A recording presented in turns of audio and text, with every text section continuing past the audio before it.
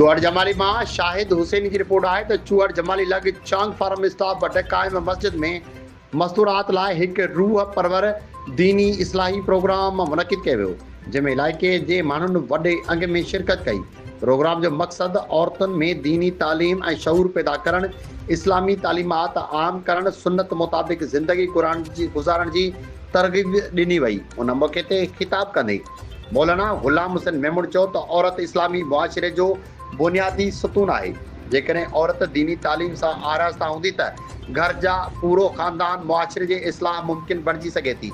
हिन चयो त अॼु जे दौर में मुस्लमान औरतुनि खे क़ुर पाक जी तालीम, निमाज़ जी पाबंदी, पर्दे, इख़लाक़ ऐं औलाद जी सही इस्लामी तरबियत ऐं नेक अमलनि खे पंहिंजी ज़िंदगी जो हिसो बणाइण जी सख़्त ज़रूरत आहे।